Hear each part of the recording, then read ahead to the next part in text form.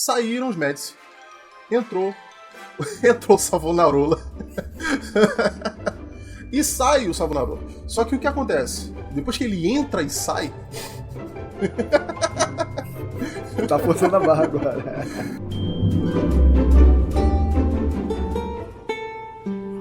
Estamos começando mais um Resenha Épica e hoje a gente vai falar sobre Maquiavel. Eu sou o Felipe Sampaio. Eu sou o Bruno Campos. Eu sou o Raul Trindade. Bem-vindos ao Resenha Épica! Esse episódio é uma sugestão de José Caetano Santos. Hoje vamos falar do cara que disse que mentir, que trapacear, que ser cruel e imoral é o que os políticos devem fazer. E eu acho que eles realmente escutaram esse cara. Os políticos estão seguindo a risca isso aí, né? Ele é muito famoso pela frase que ele nunca disse, né? Que os fins justificam os meios, né? Sempre falam isso, associam a ele, sendo que isso não foi escrito por ele, não foi dito, mas assim, meio que parece uma síntese, né, do pensamento filosófico dele, principalmente o que foi descrito no talvez o livro mais famoso dele, né?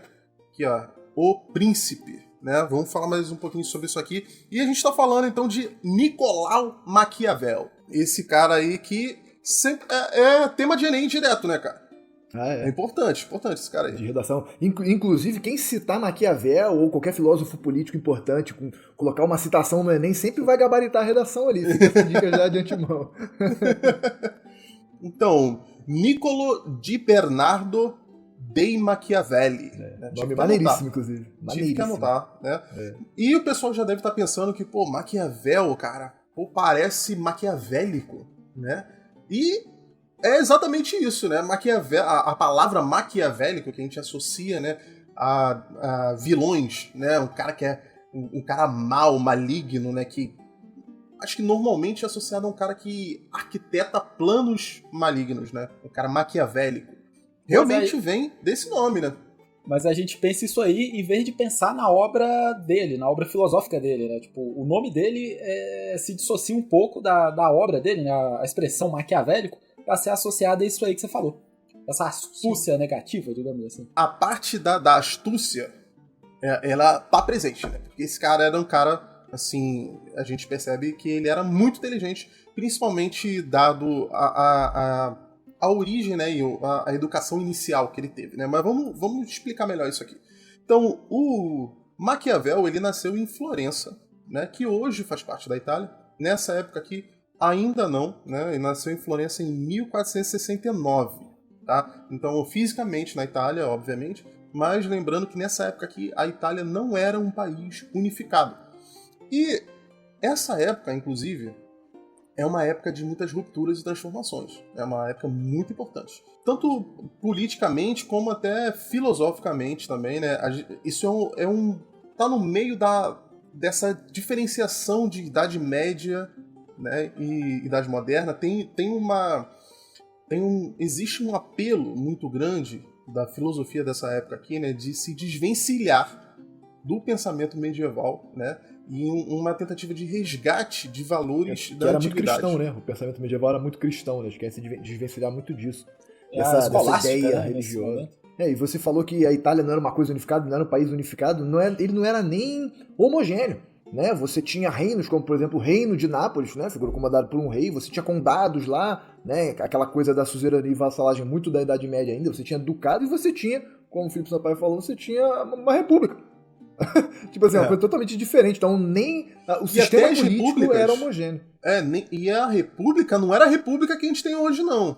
Também era meio confusa, né? Nesse momento aqui, a gente tem ali as principais potências da Itália. Cara, eram muitas subdivisões dentro da Península Itálica, cara. Dentro ali da bota. E a Itália deu-lhe a mapa bota. é bem confuso.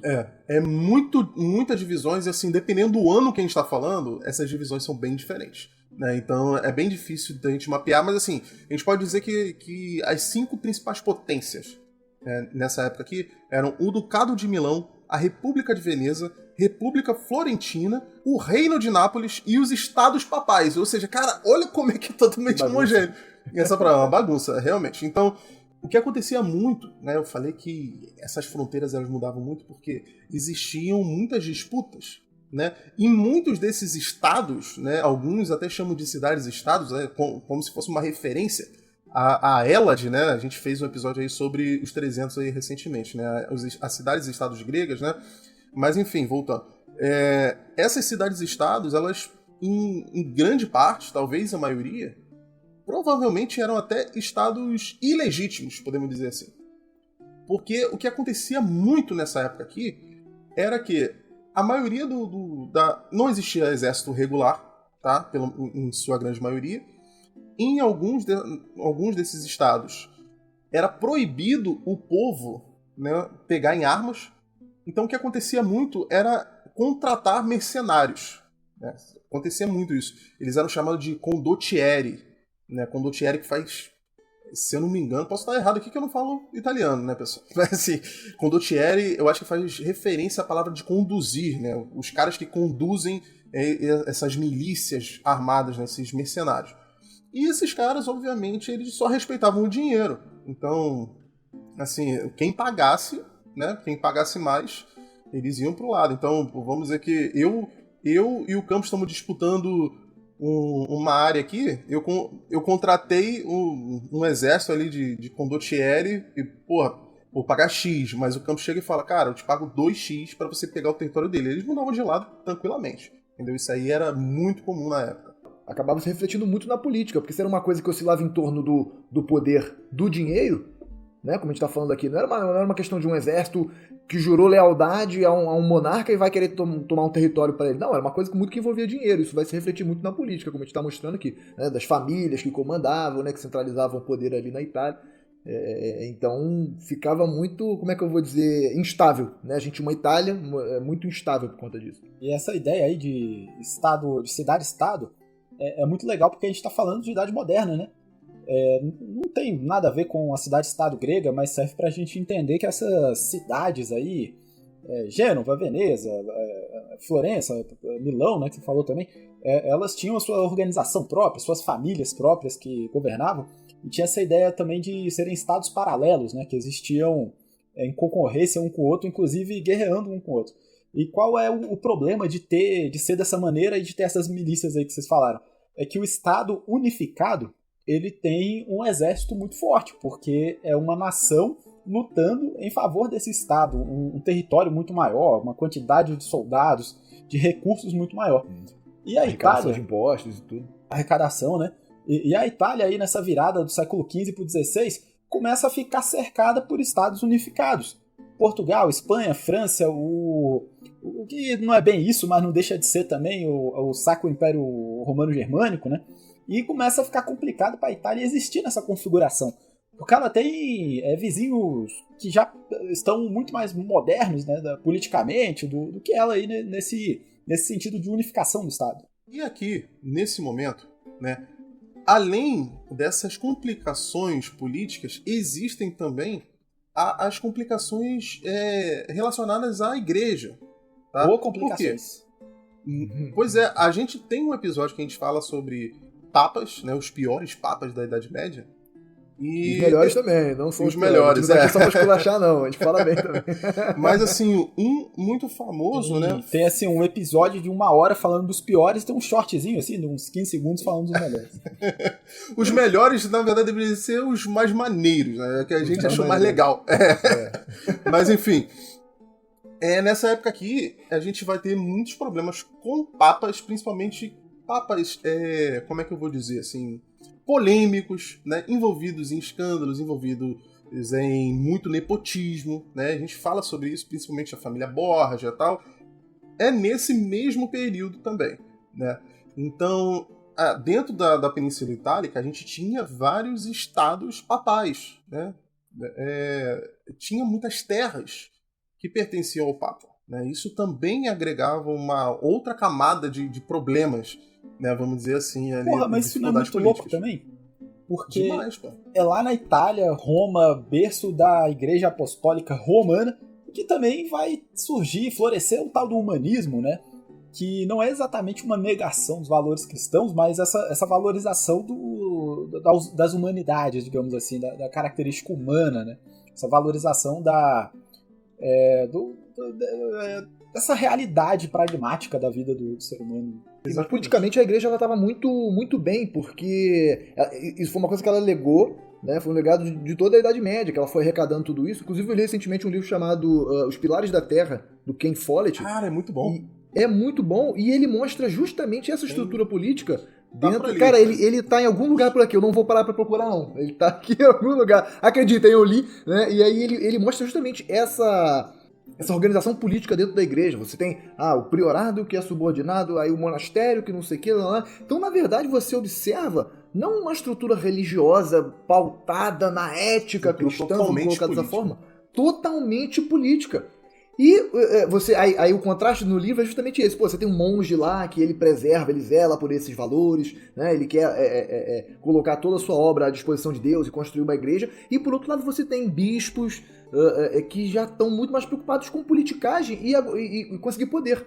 O camarada ele faz uma maquinação, porra, não quero mais ser isso aqui, agora eu quero ser bispo de tal priorado, de tal lugar, porque lá tem uma arrecadação maior e eu vou poder construir vai ser construída essa catedral aqui, então a gente tem que fazer uma ponte para tal lugar e vamos cobrar a passagem por essa ponte aqui e tal. Existe todo um jogo de interesse na parada, né? Mas voltando aqui, vamos voltar pro Maquiavel. O Maquiavel, ele nasceu numa família nobre, entre aspas, nobre, mas assim, uma família da nobreza baixa e empobrecida, né? Porque a gente já falou de feudalismo aqui algumas vezes, né? E a gente já citou esse tipo de situação. Quando a gente fala nobreza, a gente costuma associar à riqueza, né? Mas não necessariamente. Porque diferente da burguesia, a nobreza ela não precisa de dinheiro para ser nobre. Então acontecia do nobre ser totalmente despossado, né? Principalmente em decorrência assim, sei lá, dos pais terem muitos filhos, por exemplo, né?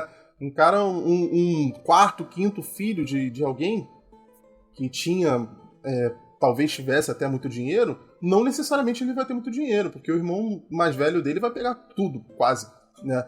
Enfim, existiam essas famílias aí que tinham nomes muito antigos, como o nome Machiavelli, né?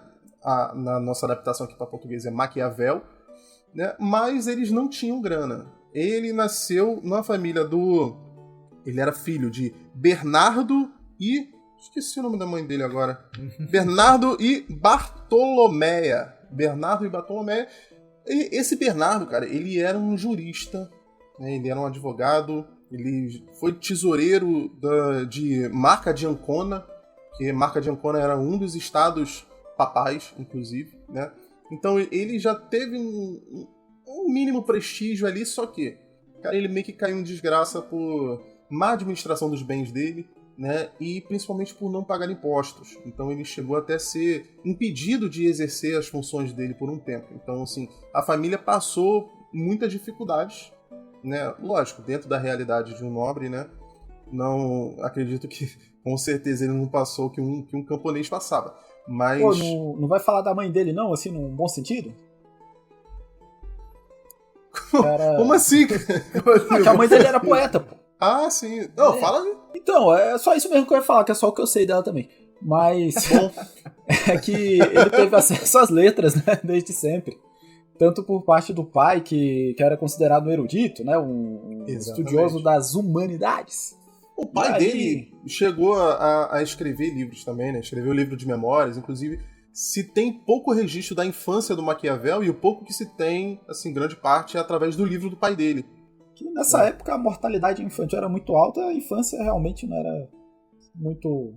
não se dá muita atenção, infelizmente. Infelizmente, dessa época pra trás, cara, quando a gente tenta pensar na infância de alguém, na verdade a gente tá pesquisando sobre os pais, os feitos dos pais, né? É mais fácil.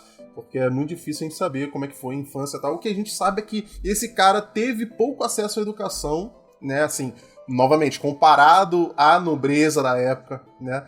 Mas ele teve acesso desde cedo a idiomas, né? Ele aprendeu latim e grego, que já é bastante coisa para alguém que não tem dinheiro, né? Mas enfim, esse cara, né, o Nicolau, ele desde pequeno, ele foi visto como um cara talentoso, um cara muito inteligente e tal, né? E a gente só vai saber mais sobre ele já na vida adulta, né? Mais pra frente. Mas o que eu acho que é importante a gente falar um pouquinho agora é que nesse meio tempo ali, na juventude, da juventude até o início da vida adulta dele, é o governo dos Médici, ali em Florença. Né? Isso aqui vai ser uma peça-chave também para a história. Dos Médici. Então, essa era uma família, né, que, em teoria, eles não eram monarcas, mas eles governavam Florença de maneira hereditária. Né? E existia... Já desconfigura um pouco aquela ideia de república que a gente falou, né? Exatamente. Por isso que eu falei que é uma república bem diferente. Né? Uma visão de república diferente. Então, assim, eles não eram reis, mas eles passavam a administração dos filhos. Né? Então, é uma família extremamente poderosa, logicamente, né? E eles começaram a ter problemas, principalmente quando Carlos VIII da França decide invadir o território de Florença. Né? Então, existe, como a gente sabe, essas famílias, né, reais e a nobreza, né, toda europeia, ela é toda misturada, né? Muitos casamentos entre nacionalidades diferentes para criar laços e tal. Isso acabou, né, como... Acho que talvez a totalidade das disputas de fronteira ali na época, né, acabou gerando essa disputa porque o Carlos, ele tinha uma reivindicação a Florença também. Que havia sido uma avó dele e não respeitaram isso, tipo, anos e anos atrás. E ele falou assim, não, eu vou corrigir essa injustiça agora. Eu sou parente lá dela, então eu é que vou herdar isso aqui, mete o pé, entendeu? Então, eu vou corrigir essa injustiça tomando pra mim a cidade mais rica de toda a Itália. Eu nem queria, não. Eu mas nem queria, não. Isso vai me gerar um desgaste, mas é pela justiça da minha família, né? Exatamente. A gente vê que isso se repete muito ao longo da história, né? Usar esse pretexto da família antiga para reivindicar um território, né? A Guerra dos 100 Anos, que a gente já falou aqui também em alguns outros momentos, foi muito por conta disso. Né? E tinha esses laços muito estranhos. Ao mesmo tempo que o cara era rei de um lugar, ele era duque e conde de outro. Então, assim, era muito misturado. A qualquer momento o cara podia estar lá dele e falar, foda-se, eu vou invadir isso aqui porque existe um legado histórico da minha família e aquilo era pra ser meu. Exatamente. Tipo, Rússia e Ucrânia, né? Eu ia falar justamente isso. Né? É um exemplo... Eu dei a deixa pra falar disso. É um exemplo de governo não monárquico, mas que carrega essa mentalidade, né?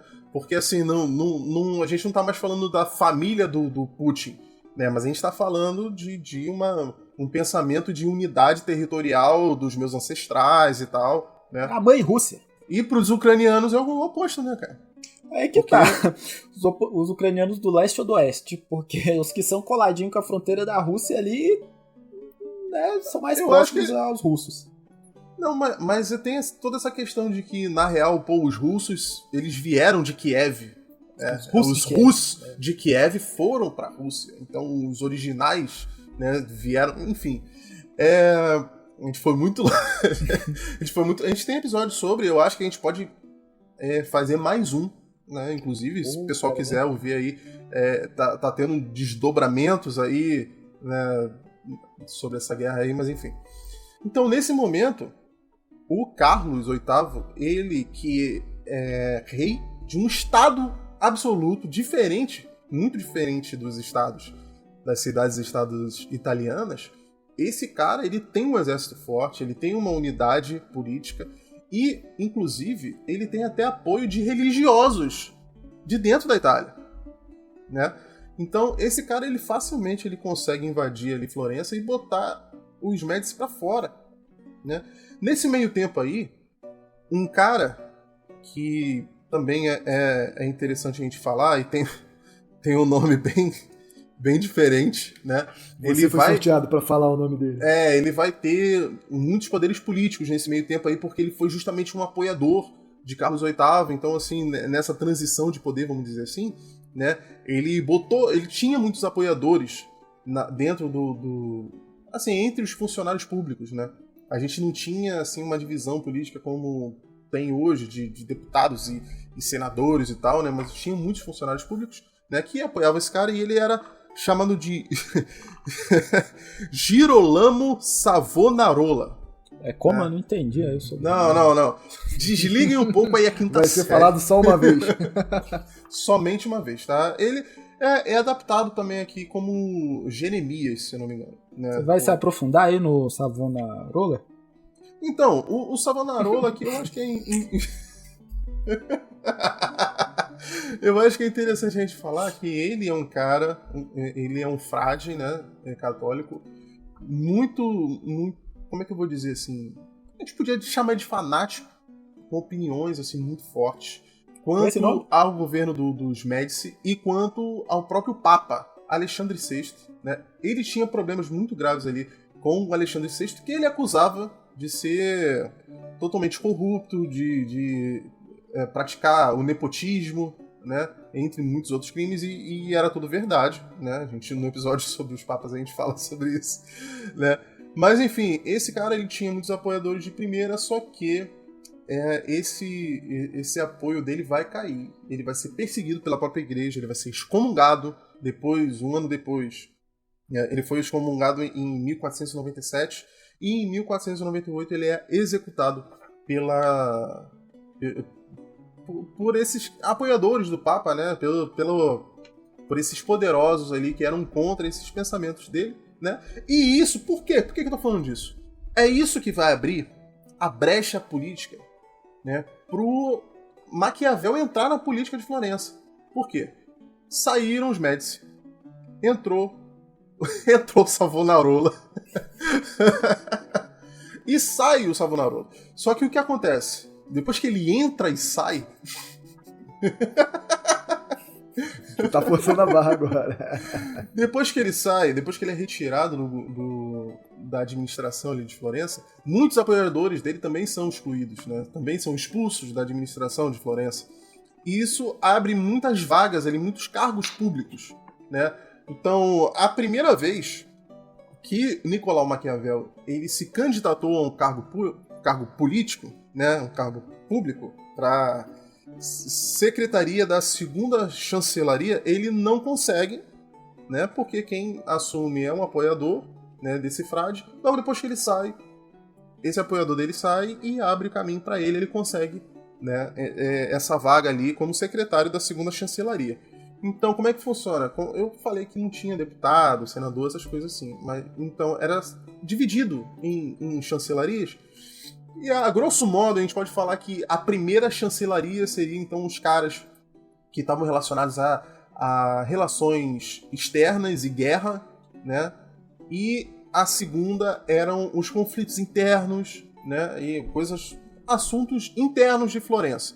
Então, equivalente a um ministério nos dias de hoje, talvez? Uma aproximação meio bruta, assim? Porra, isso aí é política externa mesmo. Como é que chama? Diplomacia.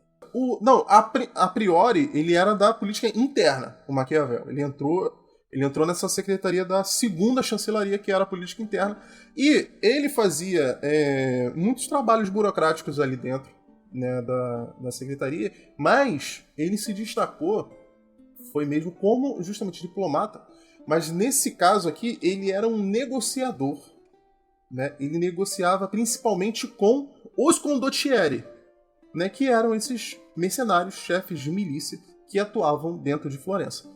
Ele, inclusive, a primeira missão dele foi convencer um condottieri a cumprir o acordo dele. Porque, justamente, naquela situação que eu falei, era um grupo que era contratado por Florença, mas falou assim, meu irmão, se vocês não pagarem mais, eu vou passar pro outro lado. Aí o Maquiavel foi o cara escolhido para ir lá e falar, não, cara, não é bem assim e tal, e convencer ele a continuar.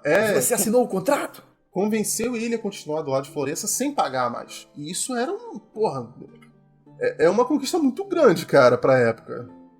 Tem uma cena também na série Os Borgias, que a gente já mencionou aqui. Essa série é focada na vida do Papa, mas tem uma cena muito interessante que mostra justamente esse rei francês, o Carlos VIII, entrando numa cidade, e aí ele tá em cima do seu cavalo e tá com a lança pra cima, né? Aí o negociador da cena, se eu não me engano, é o Nicolau Maquiavel, tá? Não tenho certeza, mas se eu não me engano é ele que vai, no momento de entrada em Florença, ele vai negociar e fala, rei, poxa, você pode entrar, tá tudo bem, tá tudo tranquilo, mas, poxa, você não pode colocar a lança pra trás como uma forma de mostrar que você não tá entrando aqui de forma hostil, né? Porque o cavaleiro entrando com a lança pra cima, ele tá mostrando, estou conquistando. Aí o rei, tá bom, ele coloca a lança pra trás assim, aí tem até um alívio cômico, porque a lança bate, aí ele reclama, não sei o quê, mas assim, é o diplomata que justamente faz esse papel de, né, intercambiar entre as nações ali.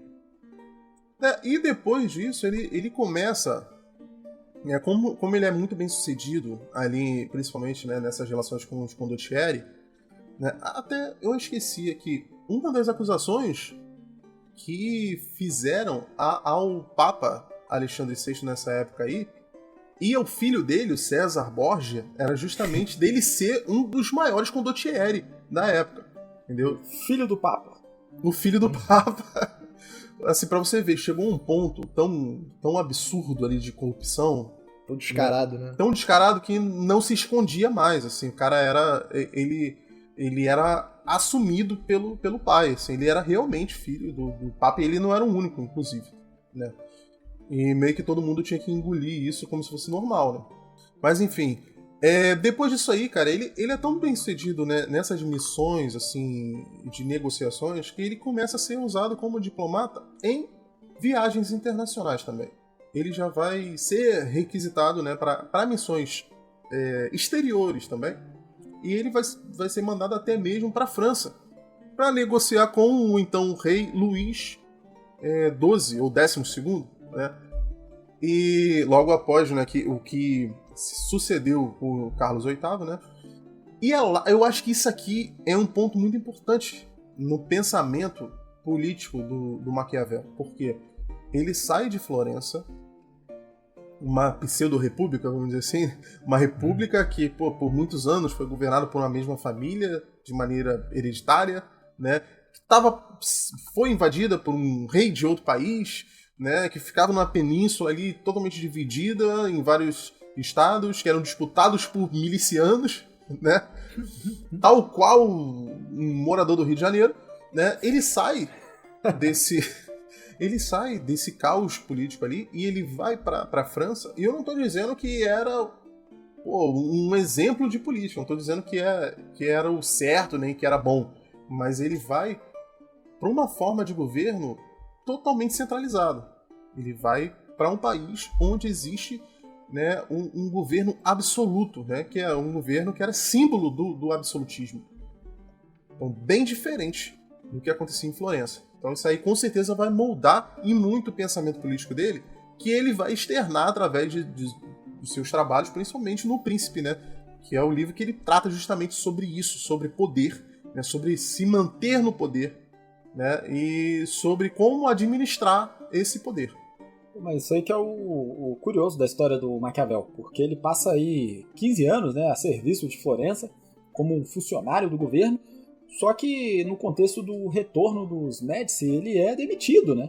E ele escreve as principais obras literárias dele e também de dramaturgia, porque o cara escrevia peça de teatro já Sim. nesse momento de exílio, né?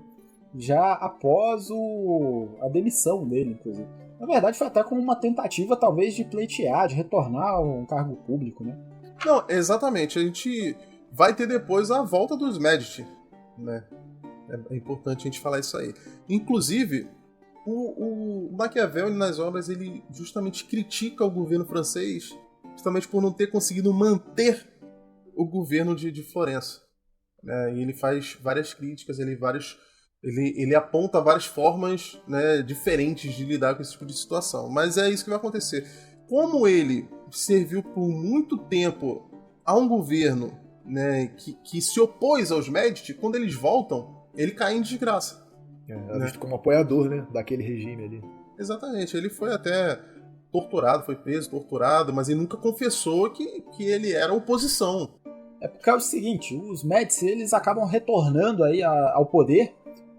E aí o Maquiavel, tentando aí retornar à vida pública em Florença, ele escreve O Príncipe dedicando ao Lourenço, que a gente não deve confundir com o Lourenço o Magnífico. A gente está falando aqui do Lourenço II, que governou aí Florença entre 1492 e 1519. Período aí que coincidiu com o exílio de Maquiavel e também a escrita do livro O Príncipe. É interessante você falar do Lourenço Magnífico, né? Porque a gente acabou não falando, mas é a morte dele que vai meio que iniciar todo esse problema, né? Porque, teoricamente, né, a família Médici, ela teve todos esses problemas aí, ela não conseguiu resistir à invasão da França justamente depois que o Lourenço Médici, né, que, por por esse nome a gente já percebe que ele deveria ser um excelente líder, né? Lourenço um magnífico, né? Depois que ele morre, a família fica ali, existe uma... Ela não tem mais a estabilidade política que tinha antes, né? E fica frágil, né? E fica à mercê ali da França. Inclusive, ele faz até uma dedicatória, né? Nesse livro, logo no início, ele faz uma dedicatória enorme ali, justamente ao Lourenço, o Magnífico, né? Mas o livro realmente foi escrito para esse novo Lourenço, né? Que seria o herdeiro, né? O próximo herdeiro. Então, é um livro de conselhos políticos, né? Ele agiu ali como se fosse um conselheiro dele, ele se colocou no local, numa posição de conselheiro desse futuro líder, né? E ele botou ali conselhos para toda uma vida. Mas vocês estão ligados que é um gênero literário, né? O Conselhos a Príncipes. Não foi uma coisa que ele criou. Já existia, era comum na época. Inclusive vindos de religiosos, né? O Lutero escreveu alguma coisa assim, se não me engano é Alberto Magno, que é o cara lá da Escolástica, que era essa ideia assim, de que os governantes deviam seguir a moral cristã, né? Que um bom governante seria também um bom cristão. E aí o Maquiavel subverte isso aí, né? Os valores cristãos são deixados de lado. O príncipe do Maquiavel, ou seja, o governante, né? Essa pessoa que detinha o poder, ele não deveria ser necessariamente um bom cristão. Não. Então, justamente, como eu estava falando, vem daí essa ideia de que os fins justificam os meios. Ele não disse isso, ele não escreve isso com essas palavras. Mas é o que a gente consegue entender através do livro, né? Porque ele diz que o governante ele tem que mentir, por exemplo. Entendeu? Ele fala sobre... ele até cita que certos benefícios ao povo têm que ser feitos de maneira demorada, né? A gente reclama muito, né, sobre, por exemplo, no interior dos estados, né, existe infelizmente, né, um problema de saneamento básico, né, de calçamento de ruas, e todo ano o prefeito vai lá e promete que vai fazer, e é uma demora absurda, e não faz tudo. Aí depois tenta uma reeleição para terminar aquilo que ele tinha prometido que ia fazer rápido. Isso é proposital. Entendeu? Isso é proposital. O Maquiavel fala sobre isso. Se você fizer obras que beneficiam o povo de maneira rápida, eles vão esquecer de você. Ou vão continuar exigindo mais, né? Exatamente. Se você faz uma obra muito demorada, as pessoas vão passar anos vendo a obra que você está fazendo. Entendeu? Então, tudo isso é pensado. E você vê que ele deixa bem claro que você tem que deixar a moral de lado. Entendeu? Para ser um bom governante, um governante poderoso. Mas é bom governante, né, no sentido de ser bom para as pessoas. Ser bom a ponto de se manter no poder. Entendeu? Esse é o ponto-chave. Bom de eficaz, né? De eficiente. Para si próprio. Para si próprio. Não necessariamente assim, que se o governante for bom em excesso, não vai funcionar. Esse negócio de política não é pra gente boa. Ele fala que é interessante o príncipe, né, o monarca, o governador ali, ser amado e ser temido. Mas no caso ele não conseguir ser as duas coisas, então que ele seja somente temido. Que é mais clássica, eficaz para se manter no poder, né? Cara, você falou do entendimento do isso livro. Aí, cara, desculpa. Sempre que eu escuto essa frase, eu lembro do Michael Scott, do The Office, falando. Não, o Michael Scott, ele cita Maquiavel e ele fala, não, eu não concordo com Maquiavel. Eu prefiro que as pessoas temam o quanto elas me amam. Mas, porra, uma vez eu peguei um exemplar, assim, do Príncipe, tava dando uma lida. Eu dei aula de filosofia uma época, acho que foi nessa época. Aí tinha uns comentários, assim, no rodapé, né? Aí eu fui ver, era um livro O Príncipe comentado por Napoleão. Sim. E aí, nessa parte aí do melhor ser amado que temido, ele faz um comentário, fala, não deu muito certo quando eu tentei, não sei o que, é melhor ser temido mesmo. As coisas polêmicas. Esse é um trecho muito famoso, né? Mas um que eu acho interessante aqui também, que eu até separei, deixei anotado aqui, é o capítulo 12, né, sobre os diferentes tipos de exército e os soldados mercenários. Ele fala que existem duas maneiras de combater. Uma com as leis e a outra com a força. A primeira é própria do homem, a segunda dos animais. Mas, como muitas vezes a primeira não basta, é necessário recorrer à segunda. Portanto, um príncipe precisa saber agir como homem e como animal. Então, ou seja, você vai ter... Cara, você vê que é sempre... O objetivo é benefício próprio. Né? Então, você você precisa combater, você vai tentar através das leis. Se não deu certo pra você, cara, você vai usar os meios necessários. Uhum. Você não vai se prender à moral, à ética, você vai fazer o que tiver que fazer pra ganhar. E ponto. O lance é fortalecer o poder pessoal ali do governante e fortalecer o Estado, né? Independente Exatamente. do que seja necessário ser feito. Isso tem muito a ver com o que o Raul falou agora há pouco, do Nicolau Maquiavel ser um cara que entendeu o mundo como ele funcionava, né? Entender que talvez esse mundo não fosse perfeito em sua essência, mas ele falou, é assim que funciona, então vou fazer um manual para isso. Né? Ele é extremamente pragmático. Você citou um dos capítulos aí, eu queria ressaltar, porque eu já li o Príncipe, né? Cara, ele é bem manualzinho mesmo, os capítulos são curtos, né? Tem 2, 3, 4, o mais longo vai ter, sei lá, 5 páginas e o título deles é sempre bem direcionado, assim, bem objetivo. Como fazer para conquistar um Estado que é dominado pela igreja? Como fazer para conquistar um Estado que acabou de ter uma crise sucessória? Sabe, ele é bem pontual, e isso é muito maneiro. Sabe? Porque ele identificou o mundo como ele funciona e falou, porra, eu tenho a resposta para isso aqui. Vou oferecer isso aqui para um príncipe. Esse príncipe permanecer no poder. O príncipe de uma república, olha aí. O massa é que, tipo, nesses 15 anos que ele teve ligado à política, ele mesmo não seguiu os próprios conselhos, né? Ao que tudo indica, ele agiu de maneira até muito honrosa, né, na sua atuação. E talvez esses valores, né, que ele defendia que o príncipe adotasse não fossem os próprios valores de Maquiavel. Ou seja, Maquiavel não era maquiavélico. Pois é.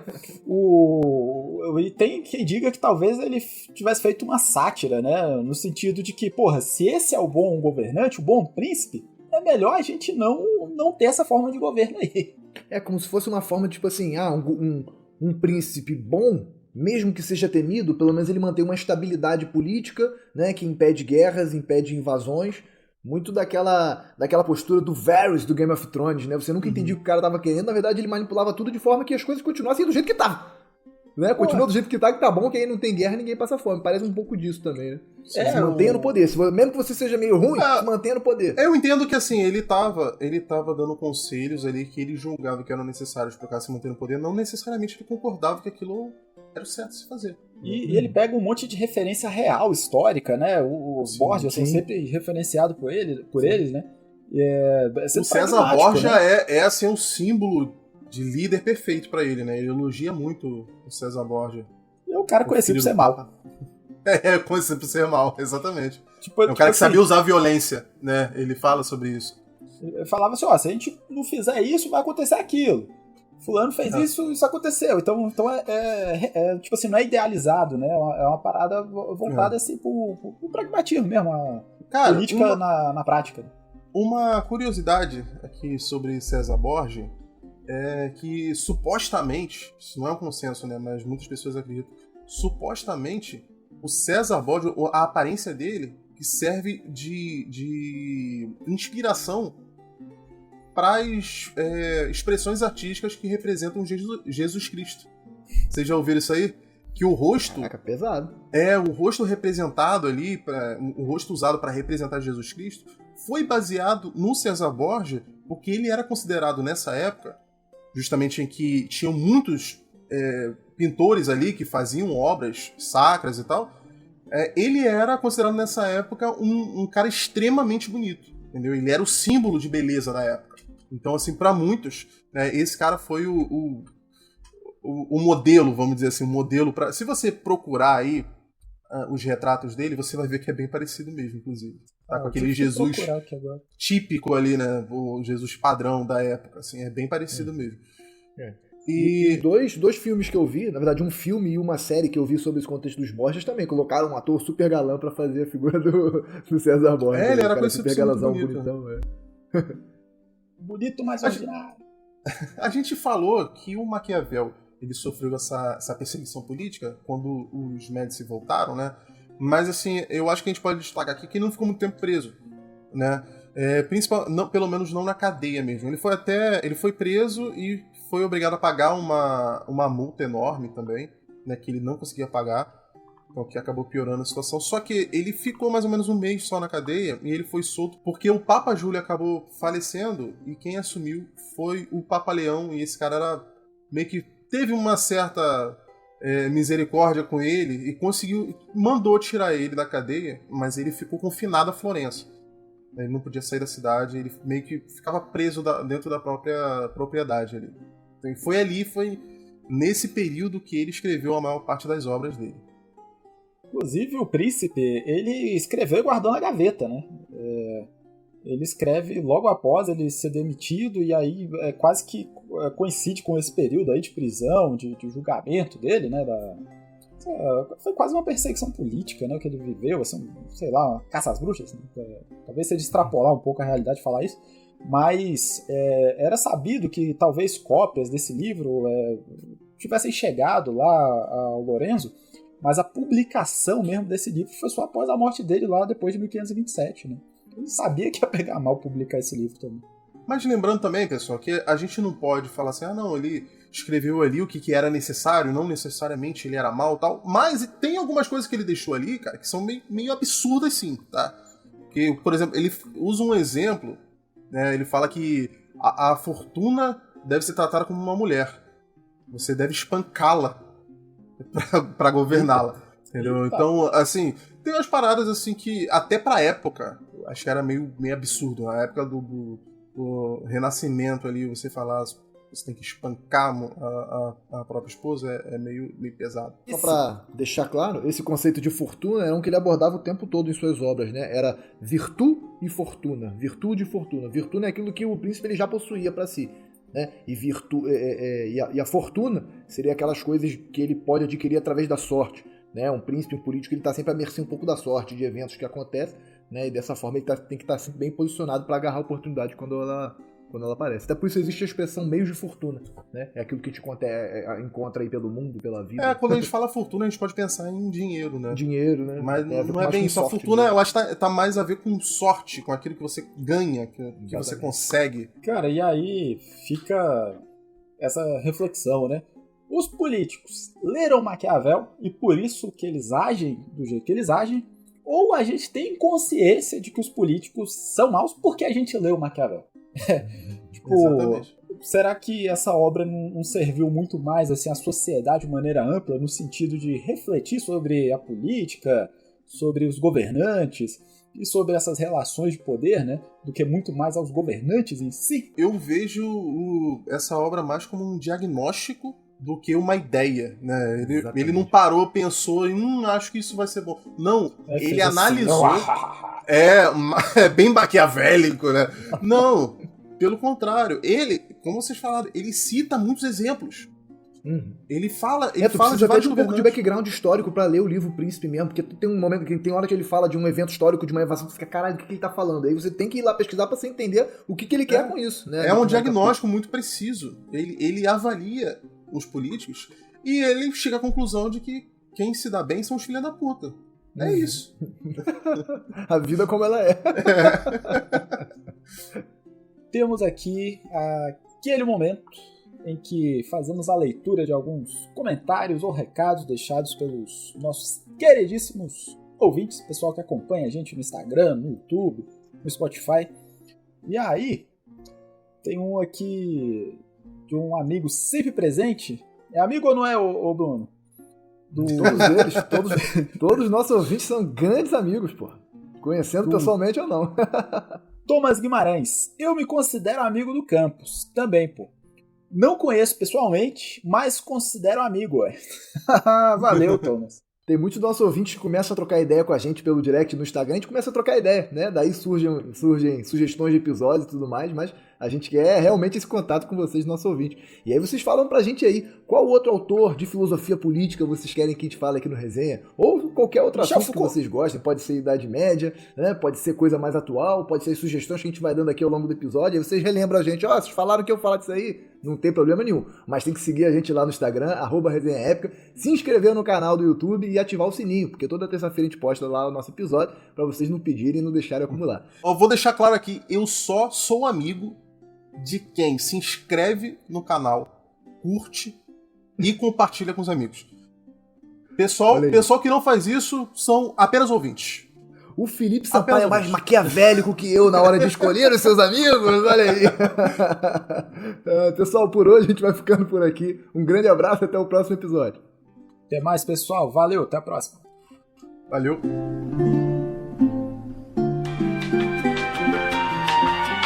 Vocês não estão ouvindo aí o apito tipo de uma quadra? Tipo um treino de vôlei infantil? Tô ouvindo. Tô até ouvindo a voz da criançada gritando aí. Será que é aqui, cara? Só pode ser. Cara, aqui não é. Mano, pior que tá muito nítido, cara. É assim, não. Como é que a gente tá ouvindo e você não? Pois é. Quer dizer que o microfone dele, o captador de som dele tá melhor que os ouvidos dele. Eu tô escutando uns barulhos assim de gente que é tipo aqui do condomínio mesmo. Tá jogando um negócio. Aí, tipo, gente assim, gritando, bola e apito, assim, dá pra Mais perceber. nítido. Dá pra perceber nitidamente. Eu só falei assim, pô, cara, eu entrei aqui quando vocês. Dei um tapa no microfone, gratuitamente. Ele, pô. E a outra interpretação. Tô esperando passar um carro de som aqui, sinistro. Do nada o cara desmontou. Desmontei. Pareceu que ele fez Pensei, assim, porra, uma o cara cena, fudeu. né? Não, fudeu. Não, eu tava pensando que fudeu, passou mal, não tá legal não. Tipo uma pausa dramática.